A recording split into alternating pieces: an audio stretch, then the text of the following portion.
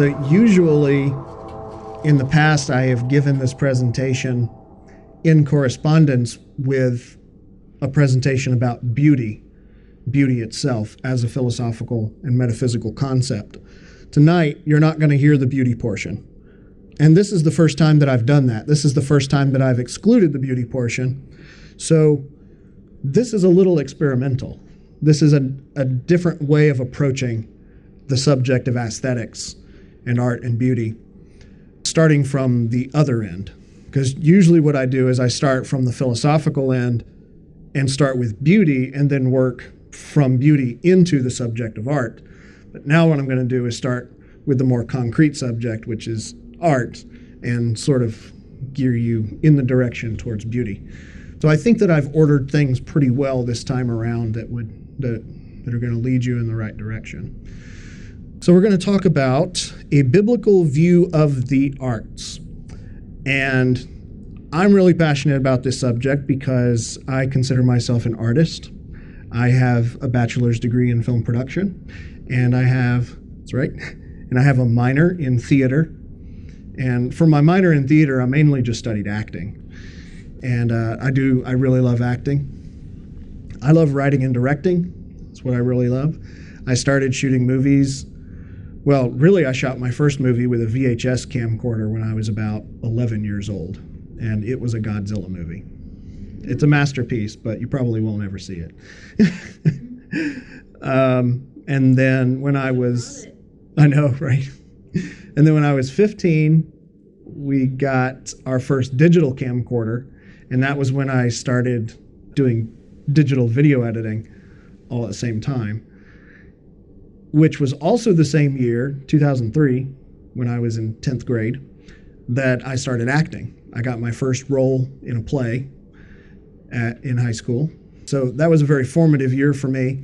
It was also the year, that December, that The Return of the King was released in theaters. And so all of those things combined just convinced me. It wasn't just convincing to me. It was more of a conviction that I believe that God was calling me to make films, to make movies, and thus being called into the arts. But then as I started film school and I started learning about the Bible deeper, of course, I started to get into apologetics and philosophy. And so naturally, I wanted there to be some sort of connection between apologetics and filmmaking, or just the arts in general.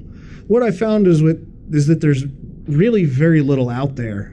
Typically, apologetics books will make very brief mention of the arts and beauty, and they don't go into any real depth. I have this little book at home. I think it's called the Pocket Dictionary of Apologetics and Philosophy, something like that. So it's meant to be just a short summary of everything. But it has listed in it has an argument called The Argument from Beauty. And all it has written is the music of Johann Sebastian Bach exists, therefore God exists. And there is no other explanation in that entry, in that little book. That's all it says. They just leave you to ponder it without any explanation. And so, when I first read that, I was like, okay, that's really clever, but I've got to know more. I've got to understand why that is. Since then, I've become a big fan of Bach. Bach wrote probably some of the most beautiful music ever written. We don't have time to talk about that now. All right, so consequently, because of everything that I've just told you, a lot of what you're going to see tonight is original to me. These arguments are my own. I have sources for the information that I've gathered over time, but the arguments and the definitions are primarily my own. So this is my field, you could say, in apologetics. I'm trying to make it my field, which is part of the reason that I have now started the master's degree program in philosophy at Southern Evangelical Seminary. So, where do we start when we talk about a biblical view of the arts? Well, where does any good Bible study start? With Aristotle, of course.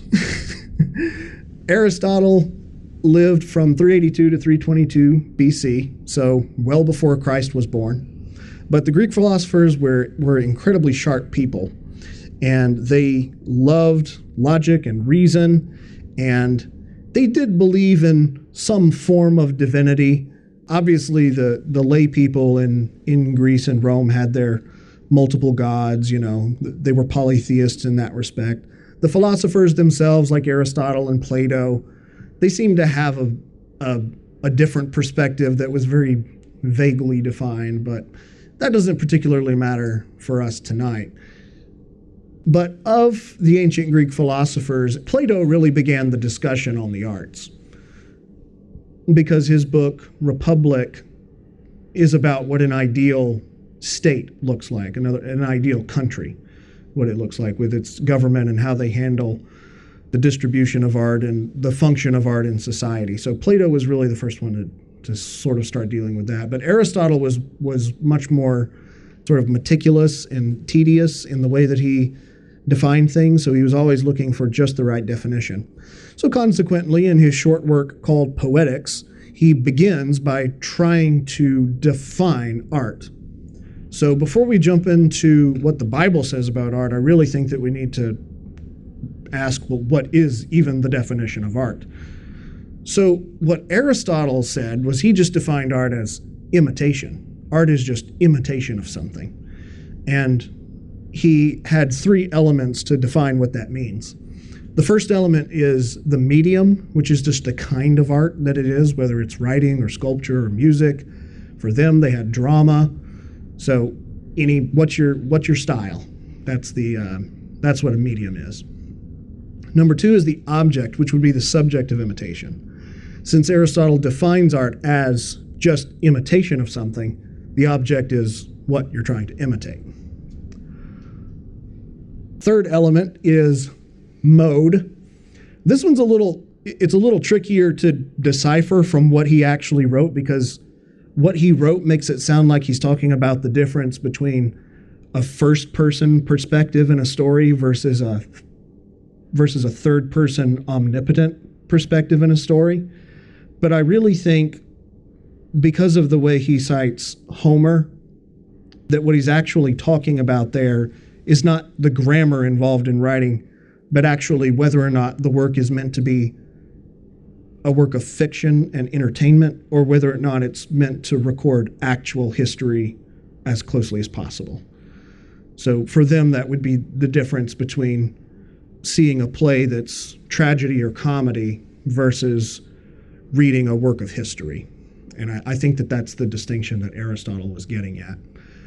I think that as modern day people, we can define art, we need to define art a little stricter than just imitation.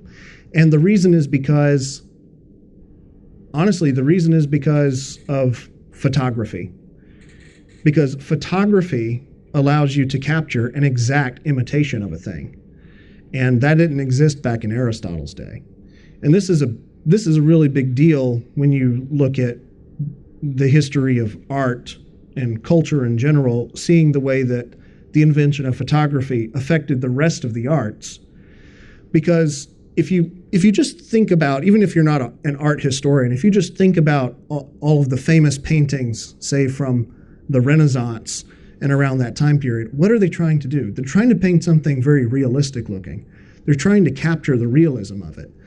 And realism was very important to artists pre-photography to a certain extent. That is what they were trying to accomplish. They were trying to imitate the thing that they were trying to make you see, right?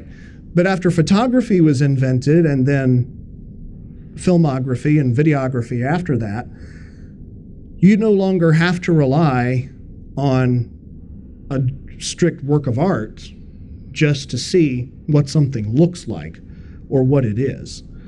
You can just look at a photograph, which need not be artistic in any way. It just needs to be a good photo, clear lighting and all that, So I think that because we can't just say it's just imitation, therefore we have to tweak it a little bit. So what I've done is I've come up with my own definition of art that I think tweaks Aristotle a little bit, though I didn't originally get it from Aristotle. I actually came up with it first and then discovered Aristotle's definition. It just kind of works. So full disclosure there. So my definition of art is this. The definition of art is the intentional expression of ideas and feelings through a purposed medium. And these are my 3 elements of what art is. So the first element is the intentional expression. And the really important bit of this is the intentional part, because art is not accidental. Even if you were, obviously if you go to a museum and you look at some modern art, you're probably going to see some pictures of splattered paint, right? That clearly looks like it was an accident, like somebody just kicked over a can of paint and then they framed it. Well, the difference is the intention, because even if, let's say, they accidentally kicked over a can of paint and that was legitimately an accident, if they then picked up the canvas and put a frame on it and hung it up and slapped a name on it, now they have added intention to that work. So that's why a work of art needs to be intentional. It can't just be accidental. And this would go for like anything that you could accidentally create. Like, let's say you work in a blown glass factory where they're blowing glass, and of course the intention of that is to make art, but you just pick up a glob of glass and you think it looks pretty. Well, it was an accident. But if you then set it on your mantelpiece as something to look at for aesthetic reasons, then you've declared an intention. So, intentional. It is the intentional expression of ideas and feelings. So, what an art piece is intended for is to express either a specific idea or just a specific feeling, or even just a vague feeling. So we can, actually, I'm going to say just a little bit more about that in just a moment, because pretty much anything could be an idea or a feeling. There's lots of feelings out there. There's lots of ideas. So how do you express those? And the third part, of course, is through a purposed medium. And this would be just like Aristotle's medium. It's just the version of the art form that you've chosen, whether it's writing or sculpture or drama or music, whatever that may be. So those are the 3 categories. And we're going to be working with this definition when we come to the point of an objective analysis of art, an objective critique of art. In the meantime, I've also come up with 4 categories of art. I've seen some other philosophers try to do this, including Roger Scruton, who was a conservative who recently passed away, British. Really brilliant guy. I really loved his writings. Nobody's quite sure if he was a Christian or not. He always left that very ambiguous, but that's beside the point. And of course, Aristotle tried to come up with some various categories of drama, like tragedy and comedy. But in my reading, though, I've sort of developed 4 categories of my own. So the first one is pure art. And this is probably the fuzziest one, because it's like, what exactly does this mean? Pure art is meant to be just purely aesthetic or decorative. This would be like a Christmas wreath you hang on your door. Clearly, it's a work of art, but it's designed to just fit an aesthetic in a certain place. It would be very hard for it to communicate a specific idea just because of what it is. It's just a piece of decoration, though there could be ideas associated with it. But for sure, it will elicit certain feelings depending on what culture you're in. So that would be pure art. Number 2 is practical art, which is art crafted for pragmatic use. This kind of art we don't typically think of as art, which would be something like furniture or clothes. These things are created for us to use, and we need them to a certain extent. But obviously, there are versions of them that are more artistic than others. Cars also. It's like we need cars, but obviously there are they put more thought into, what a Mustang looks like than they did into what a Honda Civic looks like, You sort of intuitively know the difference there. Number 3 is representational art. And representational art is going to depict or describe specific images, specific imagery, or as Aristotle would put it, an object. It seeks to imitate an object somehow.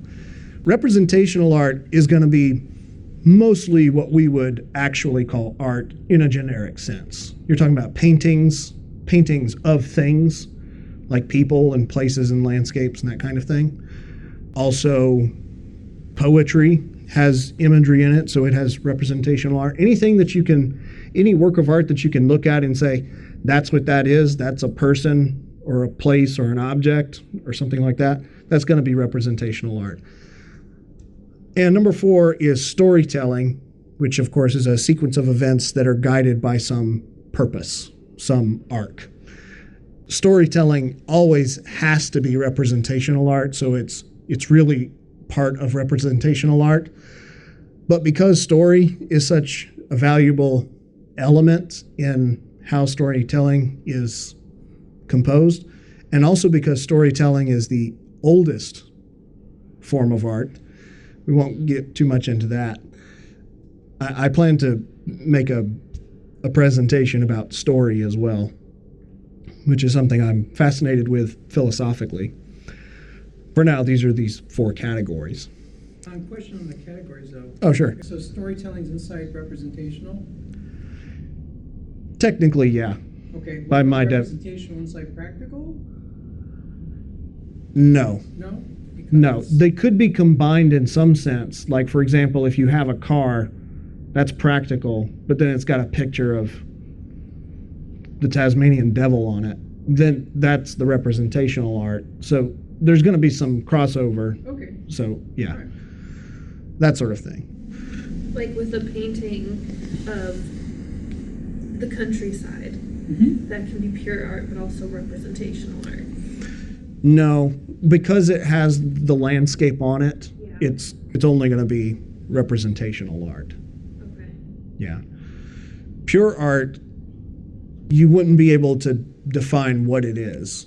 Pure art is going to be sort of practical, like a Christmas wreath hanging on the door, but it's practical in the sense that it's only there to be practically aesthetic or decorative. Okay. That's all it's for. It's there Like the for blown its own glass sake. example. What? Like the blown glass example. Yeah, like blown glass. And, at home I have blown glass paperweights, which are very handy because they're actually like heavy enough to hold things down, but they're also very pretty. So in that sense, they're practical art because they actually have a function, that they were made for that function. They were intentionally cut off at the bottom so it's flat, but the rest of it is just round. But in what it communicates as an art piece itself, it's just pure art. So I should probably find a different word than pure, because that makes it sound like any other art form is going to be corrupted somehow. Or Raw.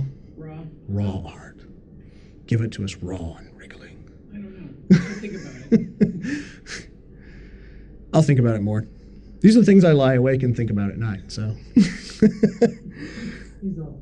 He's got. You should have seen all the words I wrote on the wall while I was thinking all of this through. Separately, music. So some music, okay, so you go to Tchaikovsky's Nutcracker. Yes. There's an argument that it's telling a story. Right. Okay. Music, I'm really glad you brought this up, because music is pure art. Okay. Music is pure art, as long as it doesn't have words. So, and music, whereas storytelling is the oldest art form, music is the purest art form. Because you can compose a piece of music without knowing exactly, you may have a motivation for doing it, but you may not know exactly what you're trying to express. You're searching for a feeling. And a lot of composers sort of work that way. They're just sort of playing with the sound to see what it elicits. But obviously, once you add some storytelling element, like in a ballet, Because there's a dance. then... If it's a ballet, Right. So this is where I was going. then with there's that. probably going to be a story I involved. know. Here's where I was Yeah. going with that. If it's all, so it's an artistic production Yeah. that tells a story and music is part of it, then yes, it's the whole thing. Exactly. Storytelling. But if you just take a piece of it out, and you play it as background music, is it pure art? So Right. I don't want to get too deep into this now because I really want to define an artwork by what it is and not what it's used for. For example, Although you said intention. like you just said, all right, well, the intention is the artist, okay, the artist's intention. So yeah, so like the Nutcracker ballet, the music is going to be pure art. You could argue that it's storytelling, but if you're just playing it in the background at a Christmas party, the thing is that music automatically elicits certain imagery in people's minds. So it's going to it's so going it's to reminding you of something. right. But I would say that if it's sort of subjectively and culturally eliciting an image like that, the same way that if you play Hawaiian music, you're automatically going to get images of beaches and volcanoes and hula skirts. It's still pure art. Yeah. It's not what I would call representational art because the artwork itself doesn't represent something explicitly. Yeah. But then with music, it gets trickier because are you talking about the recording or are you talking about the notes? And if I could be permitted one more detour. Yeah. Go ahead. So one more detour. I think there was the movie Top Gun, there was a song that they would play. So it had to do with the first time you met and you played a song. Now that song represents something to that couple. Yeah. They play the song, and it's not in the artist's mind that that's what that represents. But when it's played again, now that's in the mind of the person who played it. Yeah. Because it meant something to their relationship. So Yeah. there's other layers of intention Yeah. in a performance. There are going to be, what was the word I came up for this element of meaning? I think it's subjective additions, Okay. I think. At which point, and that is what movies are going to do. Movies are incredibly complicated because it's an amalgamation of all art forms. Yes. All right, so on music, would you also say that there could be they could also fall under practical art? Case in point, I think if you look back to battlefield music for the last 5,000 years, there's definitely, there's marching music songs that are meant to keep morale up, so on and so forth. Communicative music, so it's not just purely aesthetic, but it's also has a pragmatic use. Yeah, absolutely. And just to emphasize again, the types of art are not what fit into these categories. It's artworks themselves that adhere to these categories. So you can have a piece of music that's practical, piece of music that's pure, or a piece of music that's storytelling or representational if there's words in it. Any art form with words, whether it's written or spoken or whatever, is representational because words are representational. So anyway. All right, on to slide 5. Let's talk about the Bible.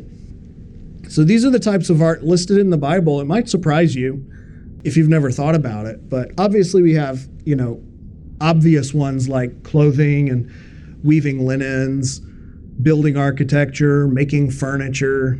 Obviously there's food. There's good food versus bad food. There's pottery, like in the famous example from Isaiah, God is the potter and we are the clay. There are songs and instruments described and dancing. You can see that in everything that the story of David and everything he wrote. There's also the description of perfume and makeup and jewelry. There's perfumes described for, like for example, the incense that's used in the tabernacle of meeting, that's used as an offering for God. But then there are also perfumes that women would use to make themselves smell good. Makeup is described in the Bible. Unfortunately, it's always affiliated with like harlots or Jezebel occasionally. But that doesn't mean that the Bible thinks that makeup is bad. It just means that that's the only time it's mentioned. Then there's jewelry, of course. Jesus makes a lot of use of storytelling, so there's no getting around that. I would also argue that there's a bit of acting.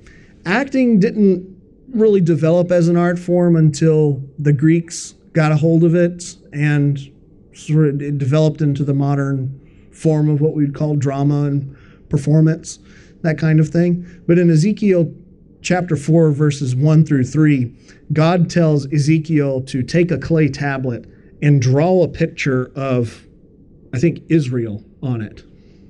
He says, draw a picture of Israel, and he sets it up. And then God tells him to lay siege against it. So in other words, he sets it up, and then he's going to perform like he's laying siege to it. And this is going to be a prophecy to Israel that, because supposedly he's doing this out in the street where everyone can see him. This is a demonstration to Israel, a prophecy that they're about to be taken. Interesting. I would have never thought that when I read this. Yeah. That's really interesting. It would be, and because the Old Testament predates the Greek philosophers by at least a couple hundred years, it would be before the art form of acting had really taken any clearer shape. All right. Also, there's lots of mentions of books, even though they didn't have books the way that we had them. There's also a brief mention of literature, depending on what translation you're looking at. In the book of Daniel, it describes that one of the reasons why the Babylonian king wanted to have Daniel and Shadrach, Meshach, and Abednego on his side in his court was because they could read literature, is what it says. Or that they were familiar with the literature, something along those lines. There's plenty of poetry. Obviously, there's whole books of the Bible that are poetry. Job is written as a poem. Ecclesiastes is written as a poem. The book of Psalms, obviously, it's poetry. It's meant to be set to music. The music, unfortunately, we don't have the music.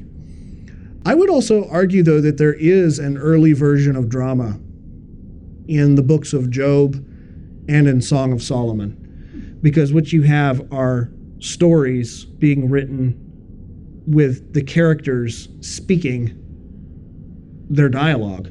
They are literally talking to each other. And I doubt that they were ever performed per se in that way, but I think that when a person read them, they understood it in a different way than just straight prose. And of course, there is some prose, just straight prose writing at the beginning of Job and at the end, and a little bit scattered in the middle. But that's not the case for the Song of Solomon, which would have come much later. There's arguably what you might call stage directions in Song of Solomon. So it's kind of interesting. And then there are mentions of engravings. For example, like I told you, God tells Ezekiel to take a clay tablet and engrave on it a picture. There are surprisingly not any descriptions in the Bible of what we would call a painting or a drawing. And I think part of the reason of that is obviously the Hebrews' aversion to idols. But that would be a subject for another day. What do we do with iconography?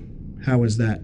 I'll tell you really quickly that what I found is that there's a strong argument that iconography is morally okay, based on just the fact that even though God told the Hebrews not to make graven images of things on heaven or earth, he then turned around and literally told them to make graven images of cherubim and set it on top of the Ark of the Covenant, where God lies. And there's images of other things around the tabernacle, like fruits and angels and stuff like that. And then Solomon put other things in his temple, like lions and oxen. And so clearly there's a distinction there. What's iconography? Iconography is just, we don't deal with it in Protestantism, not too much. What is it? Iconography is whether or not to use religious icons in worship. Oh. Like, you know, Okay. Roman Catholics have crucifixes. Oh. Carrying Jesus. Yeah. Sometimes they'll kiss paintings, that kind of thing. Oh. That's what we're talking about when we talk about iconography. Yeah. And there was a big shift in that when the Christian church formed that was clearly very different than what the Orthodox Jews of the time believed about that sort of thing. But we don't have time to do all that. So here's some Bible verses about art. And the reason I picked these, there's more than just these, but the reason I picked these is because it's telling us, these verses are going to tell us about what artists do and how they do it. Basically, these all come from the Old Testament. In Exodus chapters 35 and 36, you have descriptions of God telling the Hebrews how to build the tabernacle of meeting, where the Ark of the Covenant is going to be. And then there's a whole bunch of other artifacts that they're supposed to create, like the altar itself, where they sacrifice the animals, and then the shovels and the pans that they use to do that, as well as there's lampstands and candles and that sort of thing, rugs, and the walls are made of tapestries. So God commissions this man Bezalel and Aholiab to be sort of the leaders of this project of creating all these things. So what it says is that God filled Bezalel with the Spirit of God in wisdom and understanding, in knowledge and all manner of workmanship, to design artistic works. So even though God lays out some basic dimensions of how these things are supposed to, how big they're supposed to be, the rest of the details are sort of left up to these gifted artists, or these artisans. So it says, Moses called Bezalel and Aholiab and every gifted artisan in whose heart the Lord had put wisdom, everyone whose heart was stirred.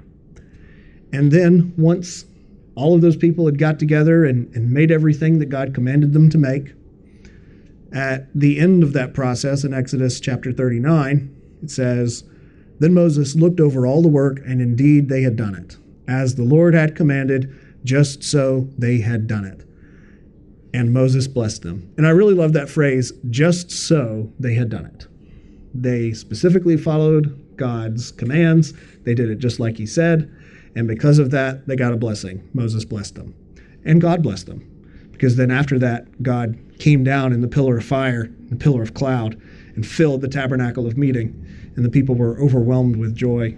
Also fear, but joy. And of course, then Moses would go in to talk to God there. Then later in the Old Testament, when David is preparing to build a house for God, then God tells David that he's not going to get to finish the house, but his son Solomon will get to build the house. There's more instructions along these lines and more descriptions of these artists. So there's a guy named Huram who was put in charge of that process. And according to Chronicles and Kings, it makes it sound like Huram was in charge of all of that. Solomon put him in charge over everything. Huram was sent from the land of Tyre, where the king of Tyre, Hiram, sent Huram with a whole bunch of resources like trees and logs and gold and silver and all that sort of stuff. So it says in 1 Chronicles chapter 29, the way they kicked off this process was David invited everyone in the land of Israel to sort of donate to the building of the temple. And it says that the people rejoiced, for they had offered willingly, because with a loyal heart they had offered willingly to the Lord. And it said they got more than what they needed, as well as what they got from Tyre. And then in a letter to Solomon, King Hiram wrote, I have sent a skillful man, Huram, endowed with understanding. Now, I've underlined these particular points that I'm going to summarize here on this next slide. So using just these verses, as well as the other ones, which I think are redundant in regard to these verses, they say basically the same thing. What we can gather that the Bible says about artists is four things. First of all, they have a craft. In other words, they are skillful designers. They have skills and they design things according to their craft. Number two, they are judged by their motivation. And we know this because it says that their heart was stirred, and it was stirred towards serving God, and that was the motivation that they had. They're also judged by their accuracy because it says that they were loyal to the Lord's design. They did it just so as he had commanded. So they were accurate in that respect. And also, just in general, artists have a unique knowledge, understanding, and wisdom about them that affects the way that they implement their artwork or the way they execute it, the way they carry it out. So we have these four, you might call them categories of art. And consider, just for the time being, to yourself, how perhaps these categories apply to our definition of art. The definition of art is the intentional expression of ideas and feelings through a purposed medium. And we can judge the craft, the motivation, the accuracy, and the implementation of an artist and the work of art itself. To me personally, that's easier to process when you think about the actual definition of art. But I'm going to get there in just a second. A few miscellaneous details about art, that some verses I've found in the Bible that are really interesting. In Ezekiel chapter 33, verses 31 through 32, I'll read this for you real quick. God is giving a prophecy to Ezekiel to give to the people of Israel, and in so doing, this is what God says to him. And God is complaining that, of course, that they're not listening to Ezekiel. So he says, "So they come to you as people do, they sit before you as my people, and they hear your words, but they do not do them. For with their mouth they show much love, but their hearts pursue their own gain. Indeed, you are to them as a very lovely song of one who has a pleasant voice and can play well on an instrument. For they hear your words, but they do not do them." Now, there seems to be an assumption in these verses, first of all, that doing something for your own gain, here on this fifth line, is bad. Obviously, depending on how you've set your heart on that. More interesting, because we already sort of knew that. More interesting, though, it seems to suggest that if you're listening to a song and it has words and it has a message, that you ought to be paying attention to those words. That seems to be the assumption here. Like, you can't just ignore the words. It seems to suggest that you should probably listen to what they're saying. Obviously, it doesn't tell us whether or not this song is good or bad, but theoretically, you ought to listen to the words, and those words matter, which is very different than most contemporary people's attitude toward popular music, which is just, well, I don't listen to the words, I don't care about the words, I just like the sound of it. Yes, I hate that. It gets on my nerves. And like, look, the music can be beautiful, but then the words can be like horribly sexist or dehumanizing. And I don't understand how someone can say, no, a song is just about the music. I'm like, well, if they add words to it, the words are part of the song itself. Yeah. And I think even at a psychological level, those words are registering in your mind whether you think they are or not. Yes. You know, that, again, would be a broader discussion for another day. So some other verses here.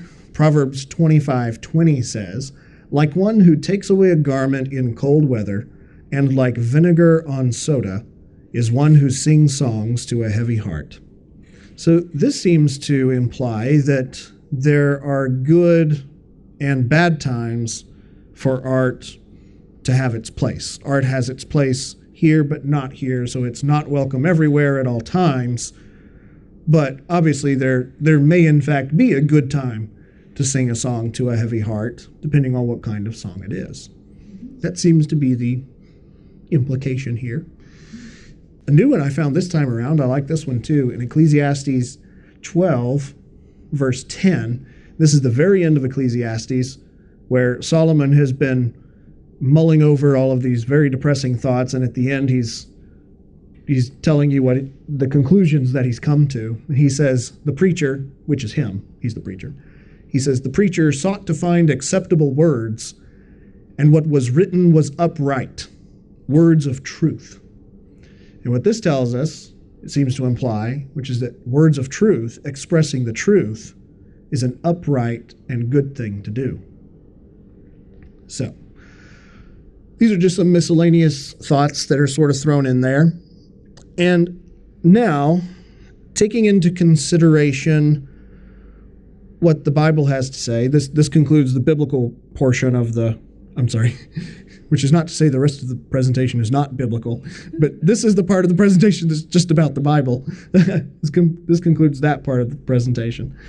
Next, I want to introduce you to Francis Schaeffer. Francis Schaeffer is considered something like the father of modern apologetics. You would probably call C.S. Lewis the grandfather of modern apologetics. Schaeffer came around in the 70s and 80s, so you could sort of call him the father of modern apologetics. He was a theologian and historian, but he was fascinated by art. He loved art. He's one of those guys, he can actually name paintings, which is really annoying when you're reading his book and there are no pictures. You're like, I don't know what that painting is. But what Francis Schaeffer did is he wrote a tiny little book called Art and the Bible. And when I first read that book in 2007, it absolutely changed my life. It's a very tiny book, and it's actually only just 2 essays published back to back. But the second essay in that little book is about how to objectively critique art. And that was really the beginning of my personal journey with combining aesthetics and philosophy, the philosophy of aesthetics with apologetics. Because Francis Schaeffer was an apologist, and he was writing about art from the perspective of apologetics, which was very meaningful to me, changed my life. Amazing. So what I'm going to give you now is Francis Schaeffer's 4 standards of objective art criticism. And again, when we look at these, I want you to try to remember for the time being, because I will summarize this at the end, what our definition of art is, which is the intentional expression of an idea or feeling through a purposed medium. And then also what the 4 things that we gathered from the Bible about what it says about how artists are judged, which conceivably would also be how their artwork is judged, which is the craft, their motivation, their accuracy, and their implementation. So, with those in mind, here are Francis Schaeffer's 4 categories of art. The first one is technical excellence. The second one is validity. Number 3 is the intellectual content, or for short, you can just say worldview. Number 4 is the integration of content and vehicle, which is the trickier one to understand, but I will explain, of course. And again, the way that Francis Schaeffer meant these to be understood is these are objective categories by which we can objectively critique works of art, any work of art, any work of art. Obviously, there's going to be some fluctuations in how these categories are applied to different types of art, whether it's pure or practical or representational or storytelling. Obviously, the way we apply these is going to be a little different for each of those.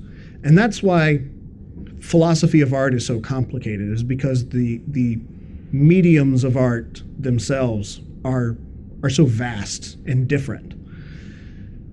But I really believe in the strength of Schaeffer's 4 categories, and I'm going to give him credit for this every single time. In fact, these 4 categories are how I developed my definition of art, by looking at these categories.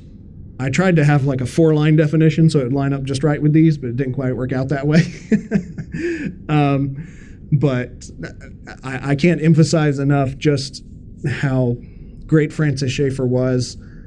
And you know what? If you were here for our first presentation, which was about faith and reason, and we talked a little bit about presuppositionalism. I'm generally against presuppositionalism, depending on how hard you come down on it, but Francis Schaeffer was a presuppositionalist. So he is primarily the reason why I cut presuppositionalism some slack, because I really love his writings. Anyway, I could talk all day about Francis Schaeffer, but let's explore these 4 standards of art. What? What's his book again? Art and the Bible. Okay, thanks. Very short, very tiny. I read it in one night.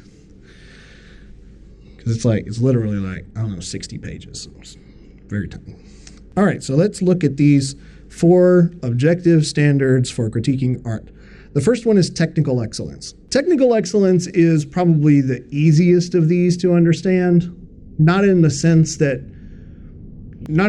we have like clear criteria for what constitutes technical excellence, but just that more like you intuitively know what's better and what's worse, right?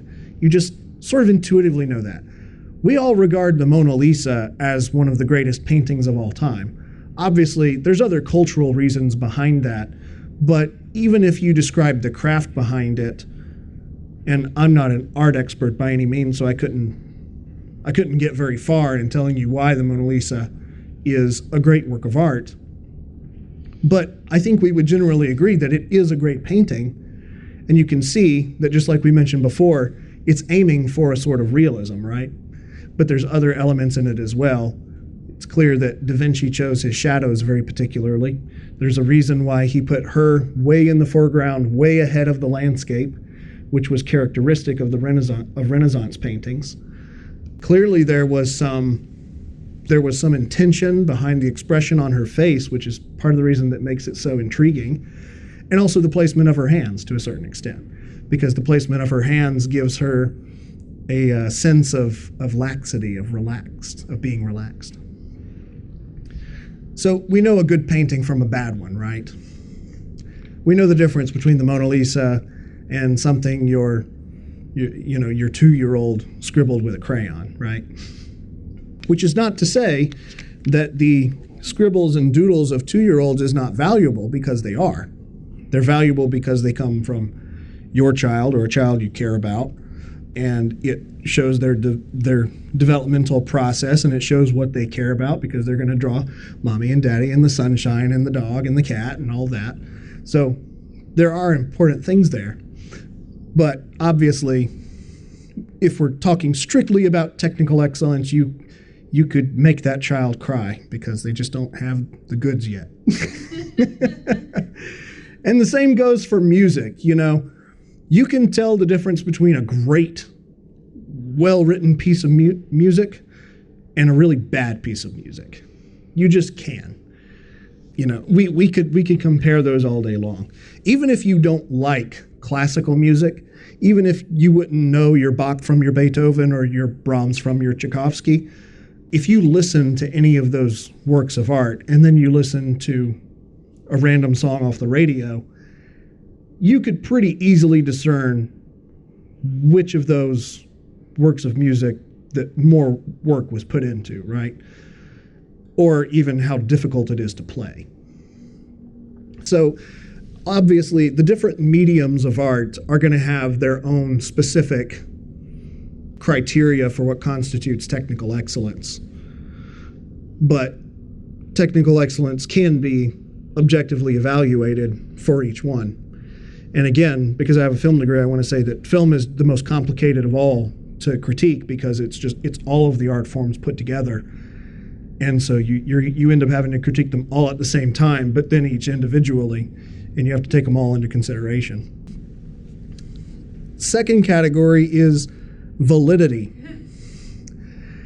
Validity is why the artist is creating the work of art and whether or not the artist is being honest, as opposed to lying or doing it just for money. Yes, there was a Left Behind remake starring Nicolas Cage. I forget what year it came out. It was Chad Michael Murray. No. It was pretty bad. Why did you think that was a good idea, Chad? It was pretty bad.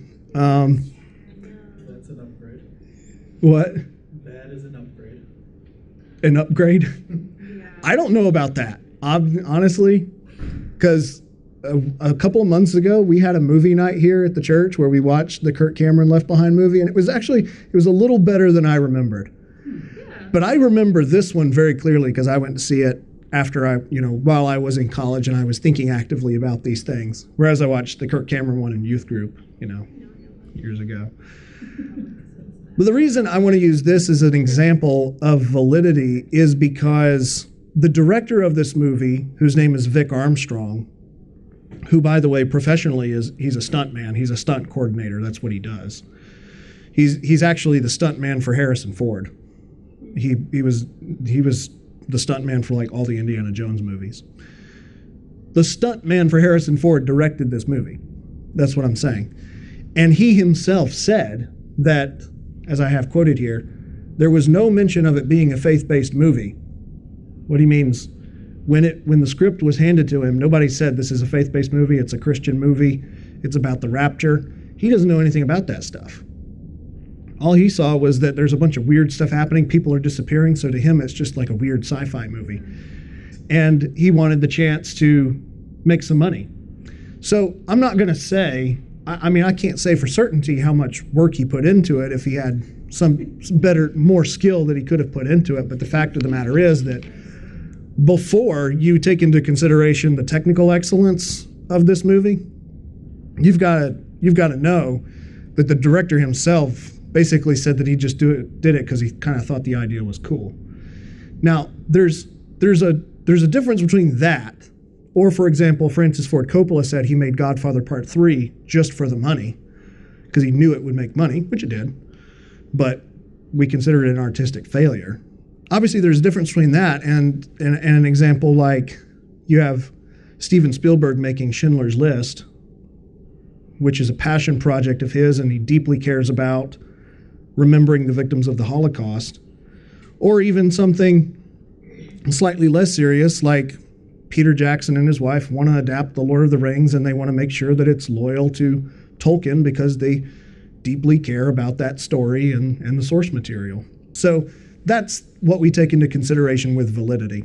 So validity is the consideration of how close it is to the source material, or their intention behind it, or what is that? It is just the motivation of the artist, which obviously you can't always know, right? There's a lot of debate, for example, about Beethoven wrote a lot of Christian works that were written for church, but there's debate about how much of a Christian he was. So we don't know for sure. There seems to have been, from some of his journals or whatever, seems to have been a lingering agnosticism that Beethoven had. And Brahms was actually pretty explicit about the fact that he didn't care about religion. Question, I don't mean to bring up any weird things for people in here, but in college I did a lot of research on women who were trafficked and things like that. Women in pornography came up. So what really bothered me about that is there were a lot of people who would actually critique that, and there are film festivals for pornography, and there's a lot of people that call that art. So where would that fit into this, and where I know in a very broken world sense, yeah, sure, it's art. But in a Christian sense, obviously we would call it a perversion. So I'm just wondering how to approach that. Let me address pornography at the very end, once we sort of tidy everything up. Okay. Third category is intellectual content versus worldview. Now, we can discern the intellectual content of a work of art and or its worldview. And I don't have time to explain exactly what worldview means. I mean, your worldview is how you see the world. There's a Christian worldview, there's an atheist worldview, there's a postmodernist worldview, there's all different kinds of worldviews. But obviously, we believe that there's only one true worldview, right, which is the Judeo-Christian worldview. So therefore, obviously, if you think that there is one way that the world is, which is just the sensible thing to believe, then you can evaluate a work of art based on whether or not it's telling the truth. you should take into consideration whether or not it's trying to tell the truth, obviously. Remember, Aristotle made that distinction. Is this fiction or is it journalism? Is it history?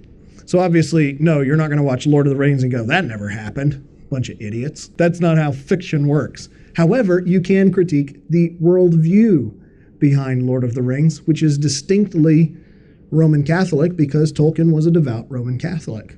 So, but I don't think that there's much that's distinctly Catholic in Lord of the Rings. Obviously, there seems to be parallels between Galadriel and Mary, but besides that, there's I think it's just a very generally strong Christian worldview coming out of Lord of the Rings. But then again, not every work of art is going to be quite as big and dramatic and detailed as the Lord of the Rings is. In fact, there's very few of them. So the reason why I've pictured the Beatles right here is because I think that the Beatles wrote technically excellent music. They wrote good music, even by pop standards.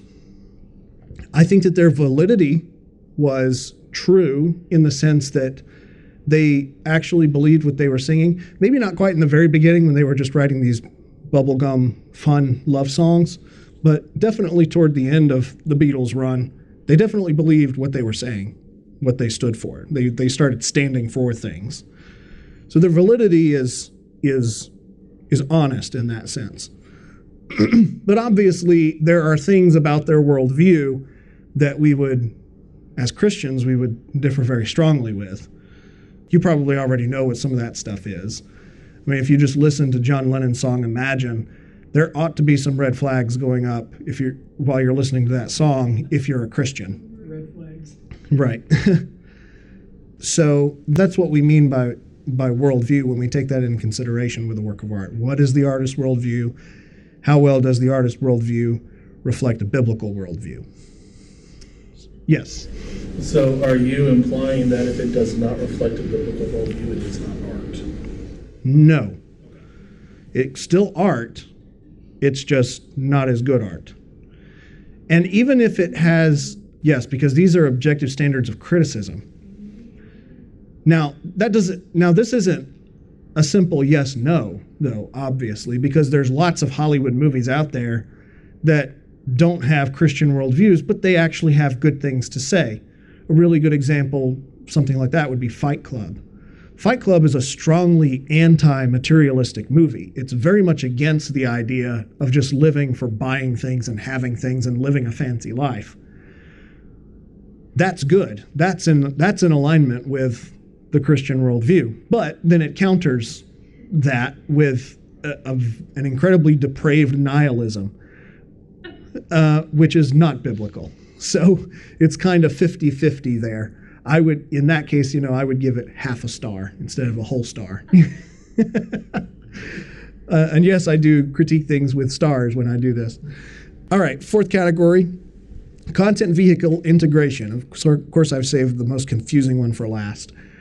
Content vehicle integration, think about this as combining the intellectual content or the worldview of the art form and combining it with its specific medium or craft. How well are you fitting those two things together? How well are you utilizing the actual medium that you've chosen, whether it's storytelling or sculpture or painting or music, to implement your intellectual content into that? And I think the reason why this one is harder for people to grasp is because in general, there's a lot of people who don't know much about how artwork is made, like how music is written, how paintings are painted, how films are written and then filmed and then edited, and then how the special effects go over them. And generally people don't understand how that works. So you really have to understand the actual art form before you can say something really that makes sense about an artwork's content vehicle integration. I could say a lot more about it with film than I could about pottery, because I don't know the first thing about pottery. Well, you need some clay. I know that. So that's the first thing. Did you say that this is almost the same idea as, like, let's say, The Mandalorian was made into a film instead of a TV show, and you're like, oh, that would have been better as a TV show, because that would be... That would be a consideration of content vehicle integration, or that The Hobbit should have been one movie instead of three.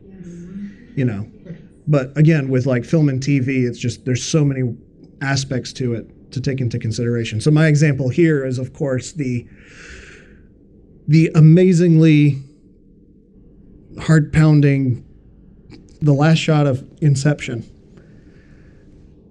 If any of you saw Inception in the movie theater, like I did when it first came out in 2010, which was 11 years ago, there was an audible gasp in the auditorium.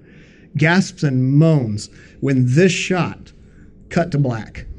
And the reason is because you don't get to see whether or not the top that's spinning on the table falls over. And if you haven't seen the movie, you're going to be like, why does that even matter? But if you have seen the movie, you understand why that matters, because if the top falls over, that means it's not a dream. If the top doesn't fall over, it means it is a dream. So now you're left wondering, because it cuts to black, has this whole movie been a dream or not?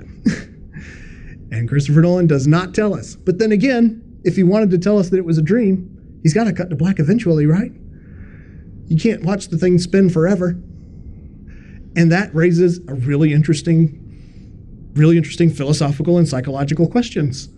That's how he's doing it. He is utilizing the medium of filmmaking. He's utilizing the craft of editing to get across his message.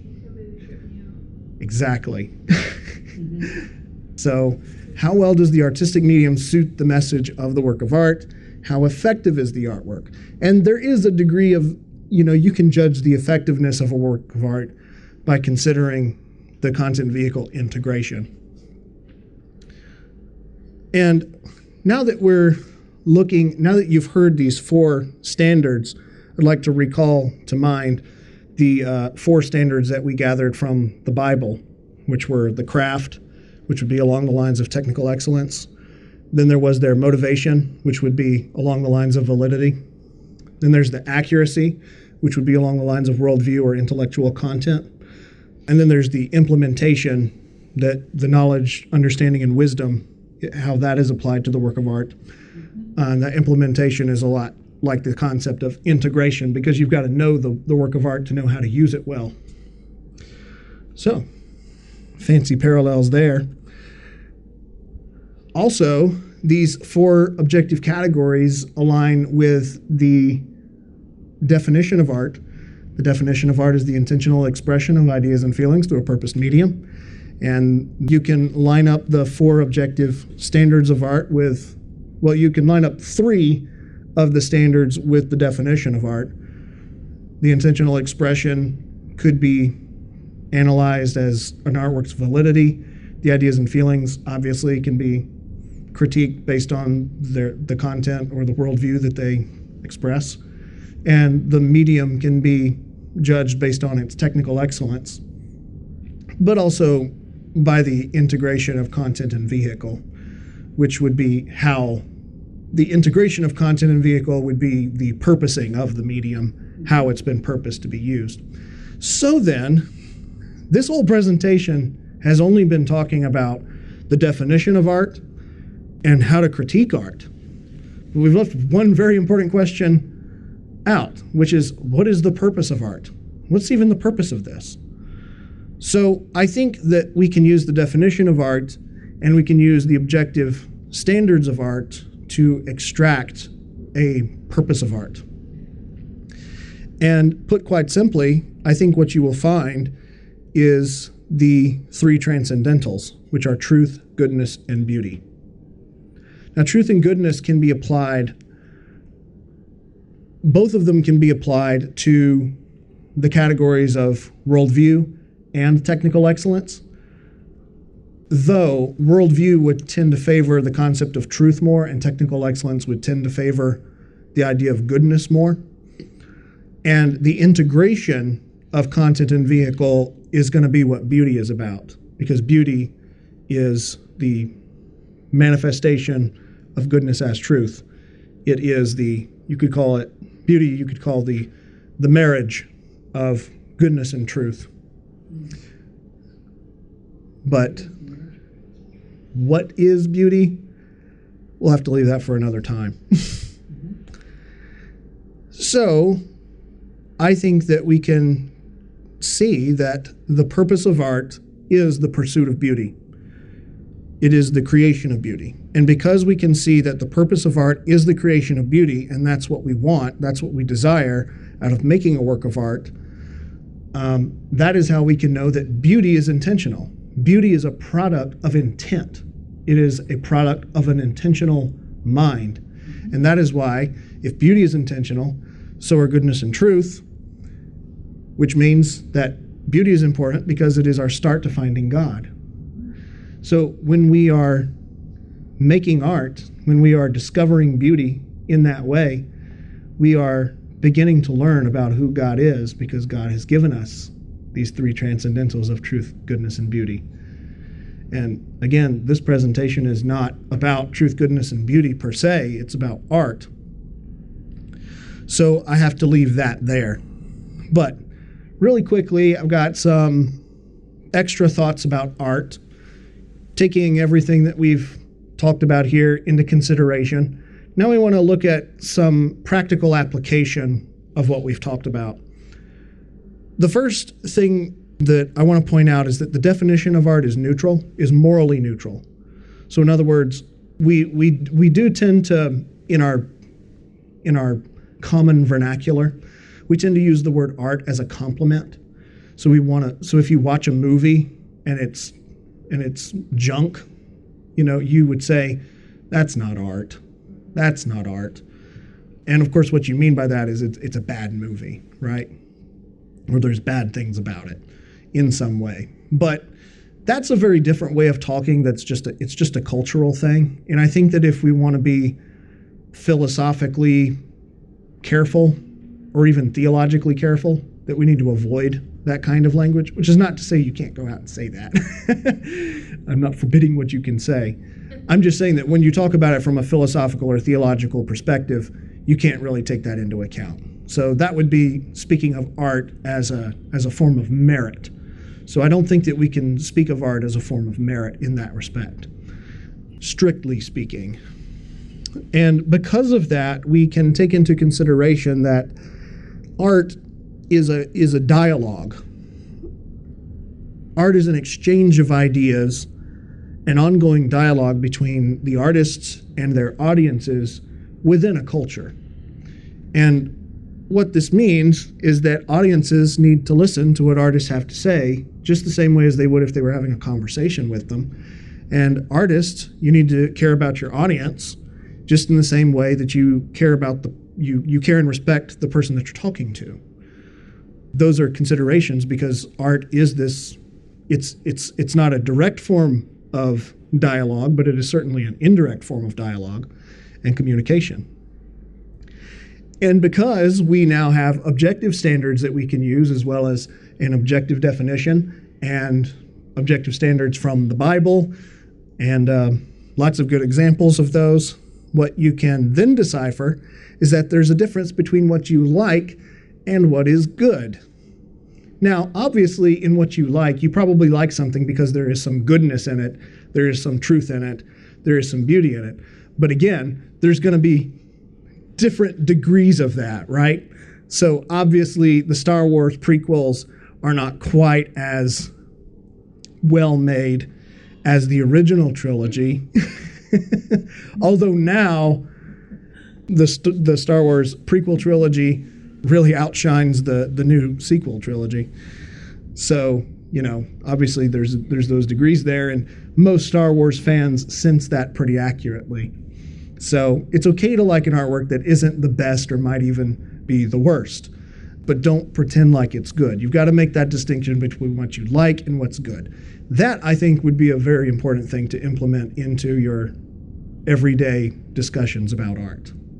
And it can be a little hard, and obviously it's gonna spark a debate about what do you mean by that, and what do you mean by what's good, and then you're gonna have to tell them everything that I told you tonight, which is the definition of art, the 4 objective standards, and then what the Bible has to say. There you go. How Ezekiel walked around naked and all that stuff. So, and on the flip side of this, it's okay to acknowledge that a work of art is well made and is a great work of art, but you might dislike its style or its message. To be perfectly honest, I don't know why this is the case, but when I watched The Godfather, I just wasn't blown away. I could recognize that the writing was good and the acting was good and the lighting is good and the cinematography is great, and of course everybody loves Marlon Brando, but I don't know, it just didn't. Yeah, I just didn't have much fun. Maybe I could give it another shot. I will have to watch it again, I think, because I actually haven't seen part 2. Oh. I know. Yeah. I know. Wait, y'all don't leave just yet. I think 2 is the best movie of the 3. I've heard a lot of people say that. Yeah. There's a reason for that. Now I have some words for Christian audiences. And I know I'm probably preaching to the choir here, but for people who are listening on the recording, I want to say some things to Christian audiences, particularly of movies and music. I'd like to say this first of all. Hollywood needs salvation just like everyone else does. Hollywood is not the embodiment of the devil. It's not the embodiment of Satan. I used to believe that Hollywood didn't really have it out for Christians, that they were just sort of expressing themselves. I don't really think that as much anymore. I think that there are forces in Hollywood that are trying to tear down traditional structures of society, which would include a lot of Christian tradition and ideas. They are out there. They are doing that. But I would say it's in the minority, and we know the difference between them and people who are actually wrestling with ideas. And consequently, I think a lot of the movies that cause controversy with Christians are actually not the ones that are trying to tear down the institutions, the conservative traditional institutions. The movies that often flummox Christians the most are the ones that are asking honest questions in difficult ways. And this would include movies like, I think, The Last Temptation of Christ, depicted here, directed by Martin Scorsese, who claims to be a Catholic, but this movie is wrestling with what it means for Jesus to be fully man and fully God. Now, they're not doing it in a way that's biblically accurate, I don't think. I think he considerably misses the mark there, and he based it on a novel instead of the Bible. But the fact of the matter is that when I see this movie, and I've seen it a few times now, I feel an honest struggle with these ideas coming through the film. I don't see it as bashing Jesus or Christianity in any way. Maybe it takes some stabs at different people's interpretations of them. But consequently, I think we need to take that into consideration. I really don't think that protesting movies in this regard is helpful or productive. I think we need to treat movies like you are sitting in front of Martin Scorsese and he's telling you what he thinks about Jesus, and your response needs to be what you would say to Scorsese and the rest of the cast and crew. So consequently, it's good for us to try to discern what a movie is pursuing. What is it about? What is it trying to get at? And obviously, there's better movies and there's worse movies, but I think that you can generally look at a movie and see whether or not its focus is on truth or goodness or beauty in general. And so 3 examples here I've chosen are all Bible movies. The Passion of the Christ, I think, is one of the greatest films of all time, one of the greatest films ever made. And its emphasis is definitely on beauty. Even though it's a violent and bloody movie, Mel Gibson wanted you to see the beauty of Christ's sacrifice through what he actually suffered. If you haven't seen The Passion of the Christ, I highly, highly recommend it, but I will say it will be one of the most violent movies you've ever seen. Now, these other 2 movies really caused a stir with Christians, which I think, I understand why, but the truth is that there were things in Passion of the Christ that were a little controversial as well, because, Mel Gibson is directing from a Catholic perspective, and there's things in it that probably ought to have, that Protestants probably ought to talk about. But these other 2 movies were directed by non-Christians. Noah was a film directed by Darren Aronofsky, Aronofsky is known for intimate psychological dramas, independent features, things like Requiem for a Dream. There's another one starring Jennifer Lawrence called Mother, which is also sort of a biblical adaptation of Adam and Eve. Really interesting film that I also enjoyed, but I wouldn't recommend to hardly anyone. But the reason I bring up Noah is because I think that Christians who protested Noah didn't give it fair consideration. Because if you listen to interviews with Aronofsky, even though he doesn't believe that the story of Noah's Ark is true, he does believe that its moral messages are good. So in that sense, he wants the goodness of the story to come through, and that was what he focused on, even though obviously he got a lot of biblical details wrong. I mean, really mostly what he did, he didn't get them necessarily wrong. He filled in gaps with weird things like rock monsters, which cool, but they're not in the Bible. And similarly with Ridley Scott's film Exodus, Gods and Kings, which is a movie about Moses leading the Hebrews out of Egypt. The thing that Ridley Scott was trying to do, and I believe he considers himself an atheist, is he was actually trying to show what the truth of those events might have looked like from a secular worldview. So consequently, the way he filmed this movie is you're never quite sure if God is actually speaking to Moses, because before Moses meets God, he hits his head on a rock. So everything in this movie has some kind of like naturalistic explanation. That's the way you're meant to look at it. I don't really recommend Exodus. I don't think it's a very good film. Noah is definitely Aronofsky's weakest film. I think that probably he would even say that, just because it's a different style than he was used to. He wasn't used to the big special effects heavy epics. But I would recommend Noah to Christians because I think it's actually very thoughtful. Exodus is just sort of interesting if you want a different perspective on Exodus. Next, what I want to say to Christian audiences is that I think that Christians should be more critical of Christian art than of non-Christian art. And the reason is because Christian art is claiming to have that true worldview.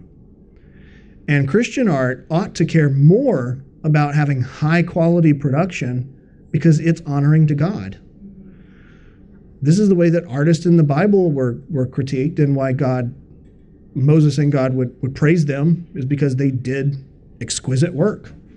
I think modern Christians should care about that.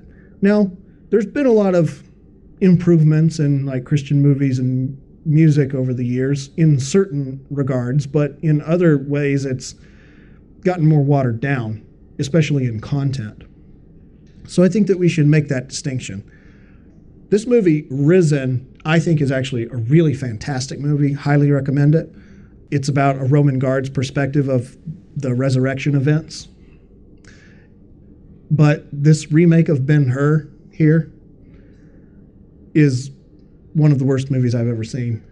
It's probably not right to call it a Christian film, but the truth of the matter is that the original Ben-Hur, it's technically not the original. The original was a silent film. But the most famous Ben-Hur from 1959, starring Charlton Heston, is tied 3 ways for winning the most Oscars with Titanic and Return of the King.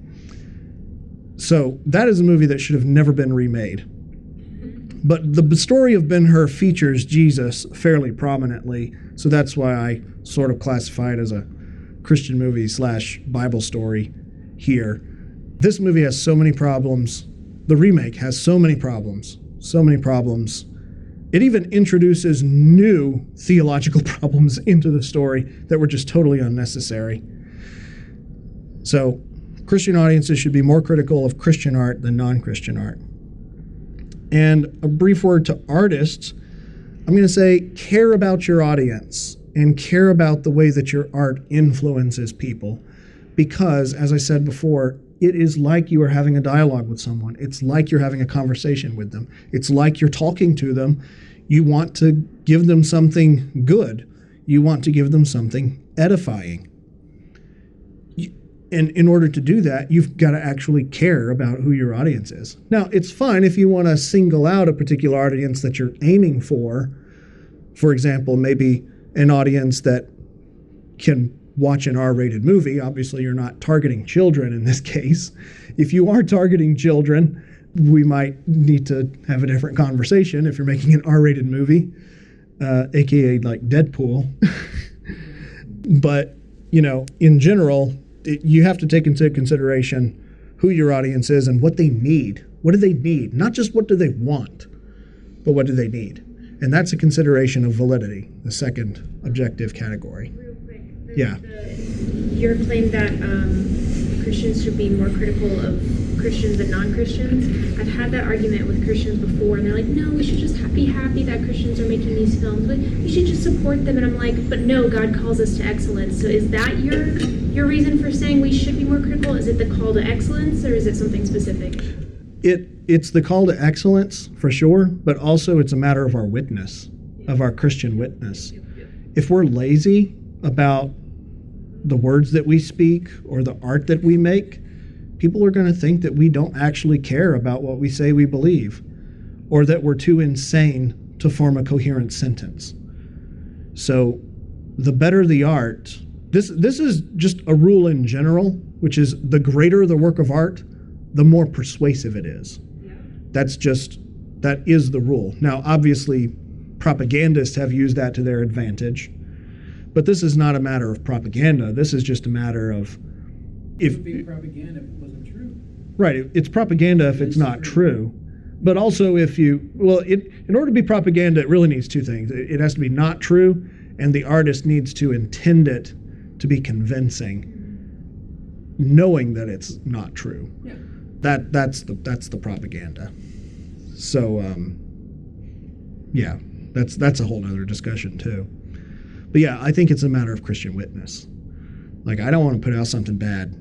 Obviously I'm going to give it my best shot, and it's going to be what it's going to be. And artists do grow over time. That's worth taking into consideration. But a Christian should always live their life in every aspect like they're sharing the gospel, like they're evangelizing and witnessing to people, because that is what they're doing.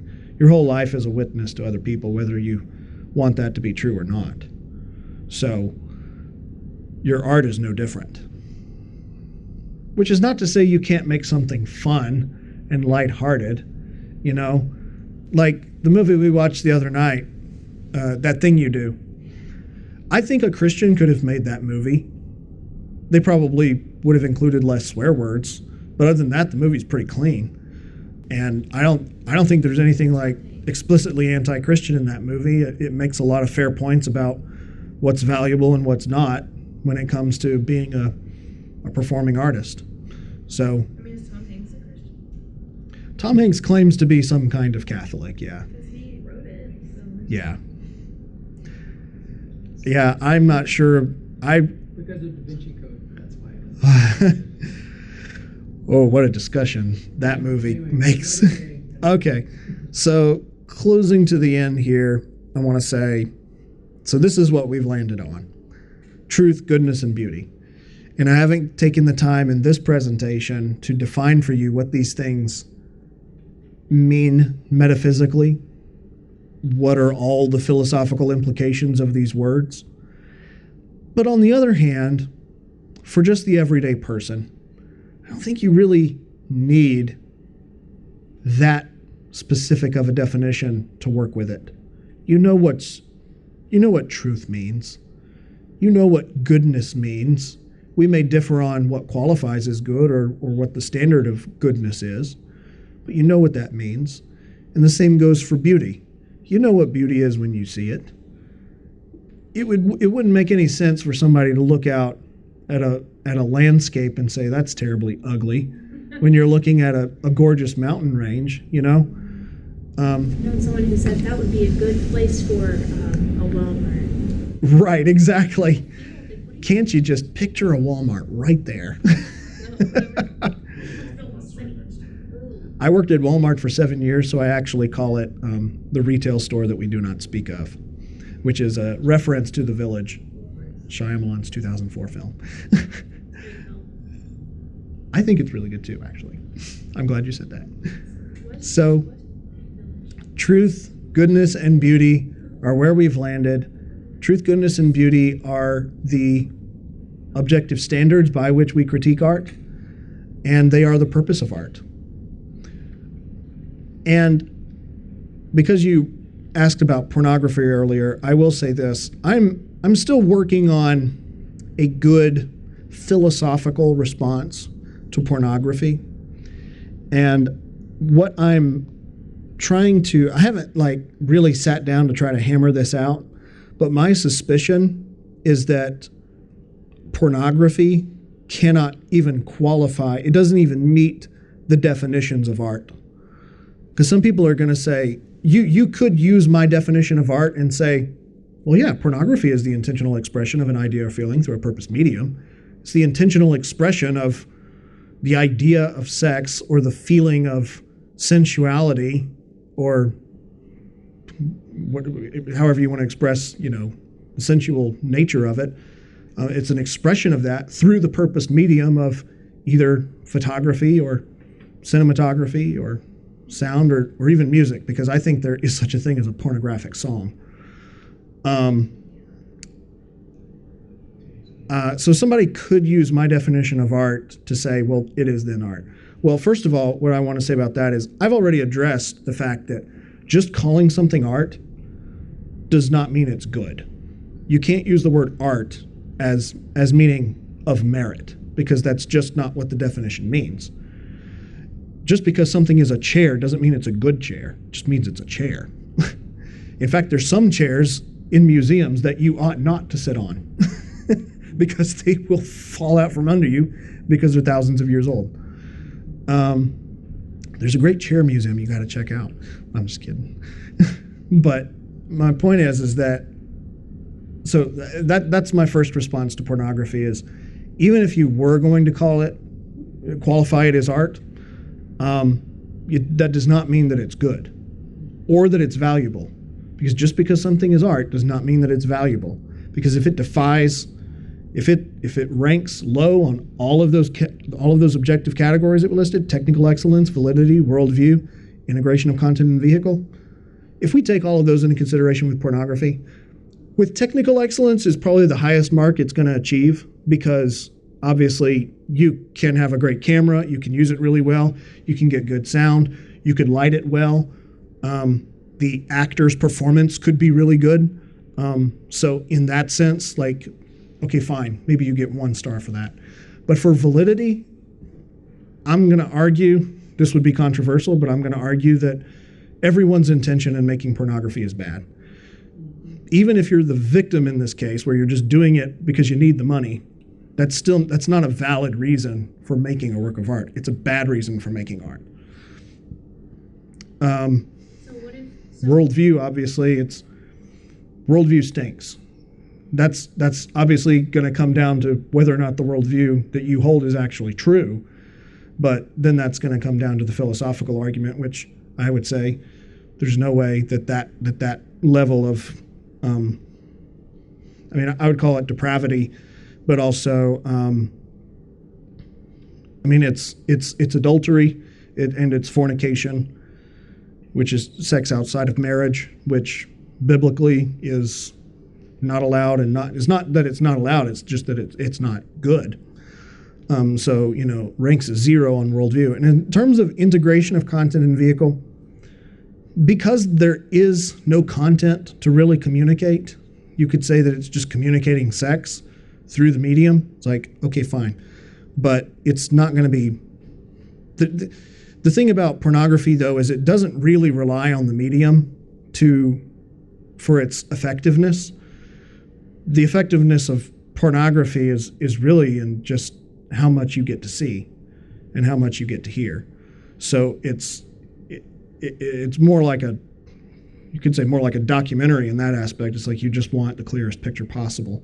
But I think that defies, because that's the case, you're mixing your categories there with pornography. It can't be both a performance and a documentary in that sense. I'm sure we could do a whole night on this topic too, because there is the aspect of I had a Christian professor who met his wife at an art exhibit, and she actually had photography where she was nude in the photography, and that's how they met, and they were like solid Christians. And his argument is that her worldview and intentions were different than how some people might come up and be like, pornography. I'm super confused about that as well, because I'm like, okay, then what is pornography, and then what is okay and what's not? Because you can make that argument for literal like film pornography as well, like, oh, their intentions were pure or something like, and it's just, it gets very confusing. And that brings up just nudity in general. Yeah. And that is actually a very difficult topic to address, because That's some other time. nudity does not equal pornography. Okay, let's talk about that sometime. Yeah. So with all that in mind, here's my last word: fight for beauty. This is a word to artists and a word for audiences. It's a word for Christians and non-Christians. Fight for beauty. Focus on the truth, focus on the goodness, but ultimately our goal, our pursuit as artists and as art consumers is beauty. That's what we ought to be after. That is what ought to define your desire of what you're getting out of a movie, is beauty, which there's going to be different kinds of beauty when it comes to different art styles. There is beauty in an action movie. There's beauty in a sci-fi film. But there's beauty in slapstick comedy, which I think slapstick comedy is hilarious, but some people it's revolting. There's beauty. There's going to be beauty in all these things, but go after the stuff that's got more beauty to it. And obviously, developing your taste in art takes time, and it's a process that people go through. But if you're intentional about it, it's going to move a lot quicker than if you're just purely reactionary to the culture around you. Because in that case, your tastes are going to end up being degraded instead of upgraded.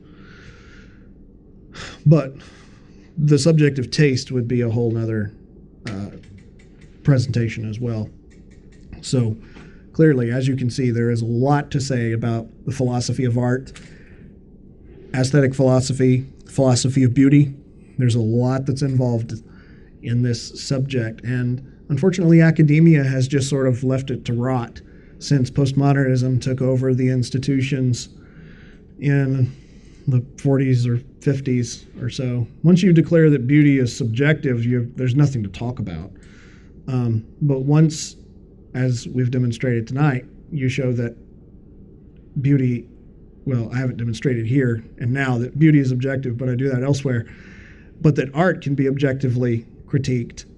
I think that if you can see that art can be objectively critiqued, you could see how that will carry over into the subject of beauty as well in regards to truth and goodness. So this is what I say, is fight for beauty, because beauty is God's gift to us, and he wants us to pursue it. And I think the reason he wants us to pursue it is because we will find him along the way and when we get there.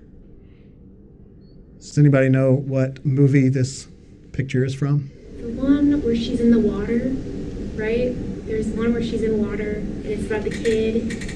It's in the kid's point of view, but that's his mom, right? I don't know what you mean by she's in the water, but There's a scene I think where she's you've... in water, and but it's from the kid's point of view. His dad's in the war. It's just set during the war. Pursuit? No. What is it? Oh, you've almost got it. Just say it. You've got it. You've got it. I think you know.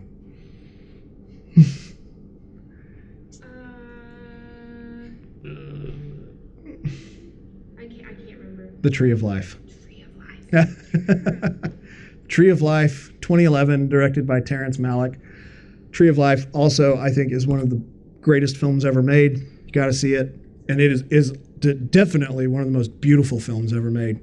You got to watch it. Now, it's unconventional in the sense that there's not quite a linear plot. But I mean, it's visual poetry, and it is just magnificent. Magnificent. I can't even begin to tell you how great this film is. It's 10 hours of footage. Oh yeah. Man, beautiful movie. We should talk about that sometime. 'Cause On my list of favorite movies, it's number 4. Yeah. What are your first ones? Number one is Lord of the Rings. I think that The Lord of the Rings is the greatest film ever made, Yes. and I could give you a whole presentation about that. Yeah. Number two is Jurassic Park, my number two favorite movie of all time. Jurassic Park, I've seen more times than any other movie. Love Jurassic Park. My parents took me to see it when I was 5, and I loved it. It was amazing. Changed my life. Changed my little 5-year-old life. Number 3 is Mary Poppins. I love Mary Poppins. I didn't realize the impact that Mary Poppins had on me until I was an adult. I rewatched Mary Poppins when I was like 20, and I was just like crying. I was like, this movie means so much to me, and I didn't even know. Number 4, Tree of Life. Number 5 is going to be like Passion of the Christ. Actually, I think sometimes Passion and Tree of Life sometimes flip-flop 4 and 5. Then number 6 would be, what do I say? I think I say Schindler's List. Still haven't seen it. I'm scared. It's a rough movie. Both Schindler's List and Tree of Life, you need to prepare to watch. You need to set time aside and actually like watch it. Don't put it on while you're making dinner or something like that. Just watch it. Great argument for why nudity doesn't equal pornography. Exactly. Yes. And Spielberg puts that contrast in there because he juxtaposes a beautiful woman in bed, and I think you see like one boob, a beautiful woman in bed versus like the Jews outside who are being stripped naked and exterminated. So yeah. I want to see the whole presentation for why Lord of the Rings is the best. Oh, okay. Yeah. Yeah, that's great. Well, let me pray real quick, and then y'all can do whatever you want. Lord, I thank you for tonight. I thank you for all those in attendance here, Lord. I thank you that you have made the world in such a way that when we seek you, we can find you. And we can discover your truth. We can discover your goodness. We can discover your beauty. And I thank you, Lord, that you have made the world in that way. I thank you that your truth and your goodness and your beauty are evident to us, and we can see you and feel you in these things. And Lord, I pray that you would bless our week going forward. I pray that you would draw us closer to you and also draw us closer to each other in your love and your grace. I pray in Jesus' name, amen.